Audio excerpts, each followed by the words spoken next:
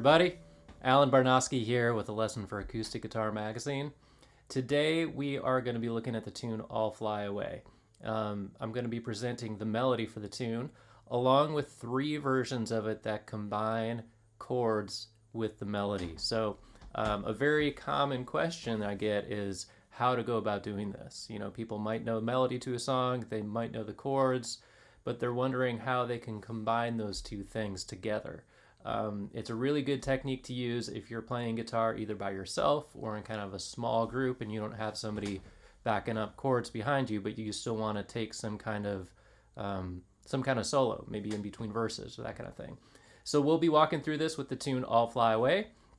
What I'm going to do is play through each rendition, and then afterwards I'll kind of walk through it a little bit and give some tips. So to start, I'm just playing in the key of G, so there's no capo on. So we're just playing in the key of G, and to start, I'm just going to play through the melody of the tune. This is example 1. It goes like this.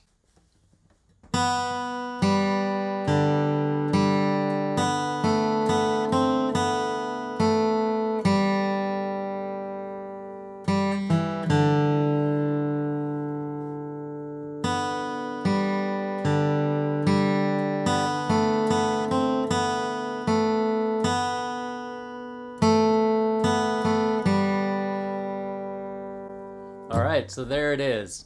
A few things. First, these are all downstrokes in the right hand. You might be tempted to throw some upstrokes in there. Don't do it. These are all going to be downs because these are all landing on beats.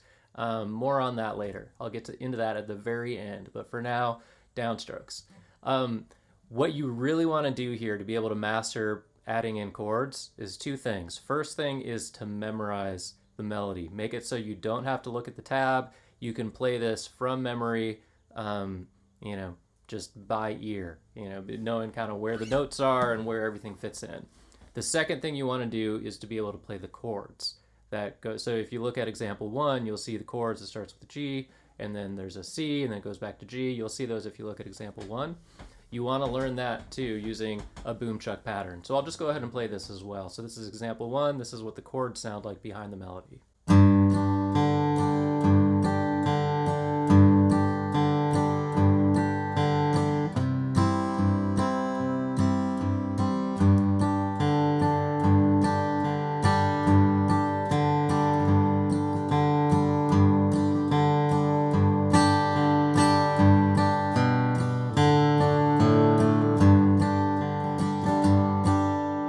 Alright, so that's the chords behind example 1.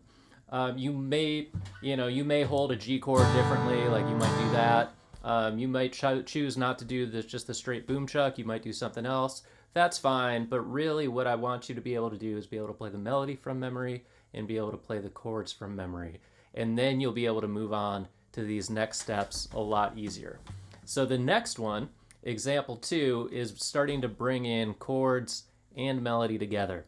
The concept behind this one is we have the melody going, but then also every other measure there's going to be a strum that has the chord behind it. So I'll just go ahead and play it. You'll see what I mean.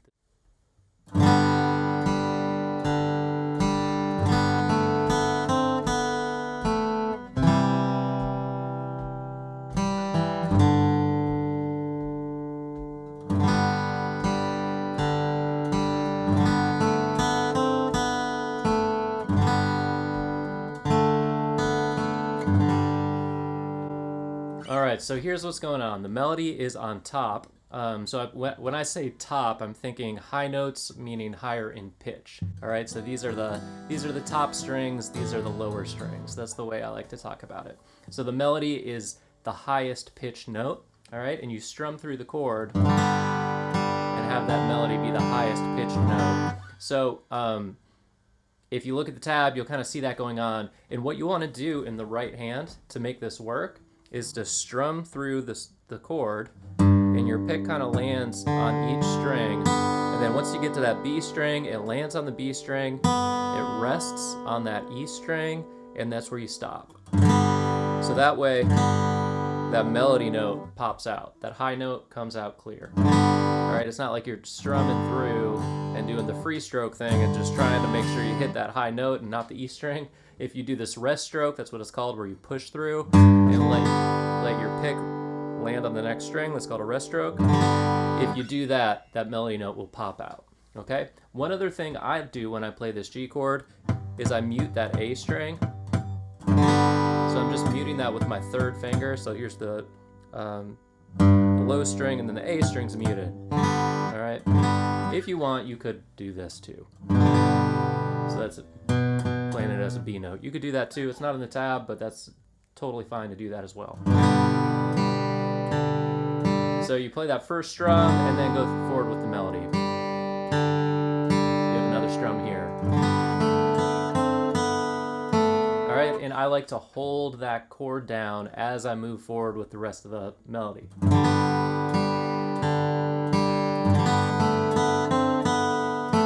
All right, so I'm continuing to hold that chord and letting as many strings ring out as I can.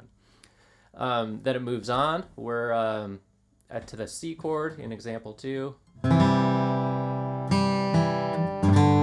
right, so what's going on here is it's like we're playing a C chord. However, the melody note is G, your third string. So we want that to be the highest note, so you don't have to play all that stuff up here. We're just playing frets 3, 2, and 0. And again, that rest stroke. So you're gonna push through and have the melody note be the top, and then you'll do the same thing for that, going back to this melody note when it's over the G chord. So hopefully you get the concept. What we're doing is we're strumming through the chord and we're also playing the melody at the same time. If you want to get really ambitious, you could maybe try strum every measure.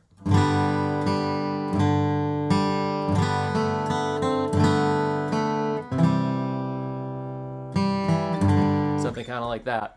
But anyway, that's the concept. So where you place the strum doesn't really matter so much. This is kind of up to you. I'm going to go through some more examples that are going to show other ways you can add the chord tones in while you're playing the melody.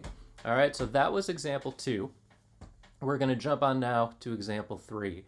Here the concept's a little different. I'm going to play that same melody in the top, but in between the melody notes, I'm going to go down and hit a bass note. All right, so it's going to sound kind of like this. All right, so I'll go ahead and play through the whole thing, and you'll see how this sounds, and then I'll talk a little bit more about it here. So here we go. Example 3.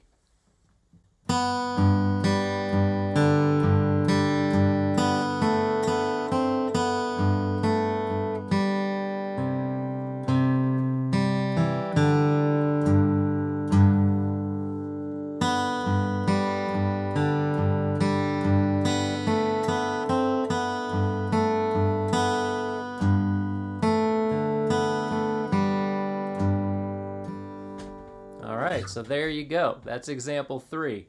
Again, we're using that same melody line from example 1, but we're inserting bass notes. So the bass note of the chord that we're on at the moment. So it starts off with the G chord, so we hit this, that's the bass note we're using.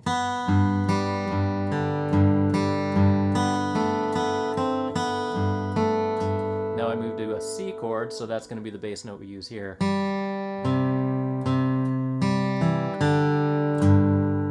As far as the rhythm of the bass notes, for this tune, I'm kind of inserting them in the spaces of the melody. So I'm kind of going to spaces, and now the melody is all quarters, so I don't have any bass notes here. Then again, insert the bass notes. So yeah, so that's kind of the idea there. All right, so that's example 3. Now we're going to go on to example 4. This one gets a good bit more technical. So we're using cross-picking here in the right hand. I'll play through it and then kind of tell you what's going on.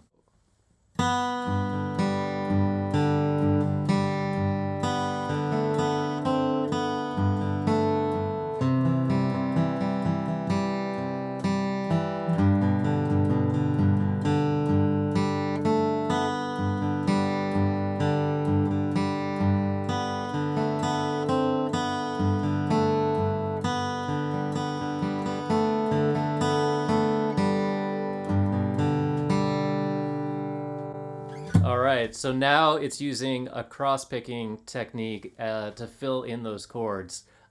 This one's probably the most difficult out of all three, but you still have this melody in there. So if you look at the tab, you'll see this in there.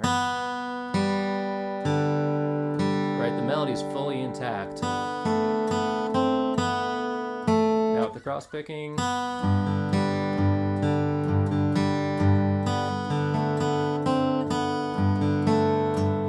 right, so adding in this cross picking. Now back to pick directions. Everything up until this point has been downstrokes because everything's landing on the beats. So if you're counting your measure 1, 1 and 2 and 3 and 4 and everything's landing on 1, 2, 3, and 4. So those are all downstrokes. It's where you get the in-betweens, the ands. That's where you put up your upstrokes.